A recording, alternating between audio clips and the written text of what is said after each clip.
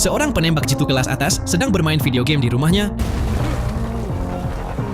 Namun tiba-tiba dia menjadi buronan paling dicari di negara itu. Alasan penangkapannya sangat tidak masuk akal. Seorang pejabat tinggi telah dibunuh dari jarak 1000 meter. Dalam basis data intelijen CEDIA, dia adalah satu-satunya agen yang tercatat memiliki kemampuan untuk melakukan tembakan mematikan itu. Pengawas CEDIA menunjukkan kepadanya rekaman TKP dan peluru khusus buatannya sendiri. Tetapi dia bersikeras bahwa dia sedang bermain game di rumah sepanjang waktu. Karena tidak punya pilihan lain, pengawas memerintahkan agar dia dibawa kembali ke markas untuk diinterogasi secara menyeluruh. Tetapi selama perjalanan, sebuah kendaraan misterius mulai membuntuti mereka. Dia langsung menyadari kalau itu adalah jebakan. Mereka tidak hanya mengikutinya, namun mereka sedang merekayasa adegan bunuh diri karena rasa bersalah. Pengemudi dilumpuhkan oleh seorang penembak jitu yang bersembunyi di balik bayangan. Sementara regu pembunuh bertopeng melancarkan serangan yang sudah terkoordinasi terhadap kendaraan pengangkut. Dia berjongkok rendah, menempatkan dirinya di titik buta penembak jitu, menggunakan popor senapannya untuk menginjak pedal gas, dan melaju kencang keluar dari zona pembunuhan. Dia mundur jauh ke dalam hutan belantara Montana untuk mencari ayahnya. Thomas, nama laki-laki itu, mencari cara untuk membongkar konspirasi tersebut. Tetapi ketika Thomas memeriksa monitor,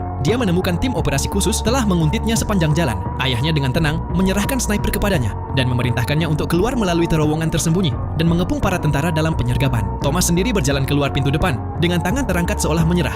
Dan saat tembakan meletus, dia langsung masuk kembali. Dia mengangkat cermin kecil, menghitung sudut untuk melacak pergerakan di luar. Seorang tentara operasi khusus bergeser dari tempat berlindung, mencoba menentukan sarang penembak. Thomas menyadari ada pihak ketiga di medan perang. Brandon mendengar tembakan dan bergegas kembali ke arah rumah. Dia melihat seorang tentara yang selamat bersembunyi di balik perlindungan. Bahkan sebelum dia sempat membidik, sebuah bayangan misterius sudah membersihkan medan perang itu untuk mereka. Dia berbalik dan berlari menuju rumah pohon, menaiki tangga, dan mengamati semak-semak melalui celah-celah di papan kayu. Ayahnya bergabung dalam pengawasan, tanpa menyadari bahwa bidikan sudah terpusat di dadanya. Di semak belukar, mata setajam elang berkedip di balik optik berkekuatan tinggi. Pembunuh wanita itu ragu-ragu. Dia tahu bahwa jika dia menembak satu di antara mereka, yang lain akan langsung membidik kilatan moncong senjatanya. 3 penembak jitu ulung terkunci dalam kebuntuan yang mematikan. Dia menggeser teropongnya dan menemukan solusi yang kacau. Dia menembak langsung ke pelatuk senapan yang dipegang oleh seorang prajurit yang terluka. Tembakan nyasar itu menciptakan pengalihan perhatian. Pada saat Brandon menyadari itu adalah umpan, dia sudah pergi. Ayah dan anak itu berpisah untuk mengejar si penembak misterius, persis seperti yang diinginkan pembunuh itu. Dia mengintai di hutan, gagal memperhatikan laras senapan pembunuh yang diarahkan ke kepalanya. Pelurunya pun mengenai ruang peluru senapan pembunuh itu. Dengan tubuh sigap,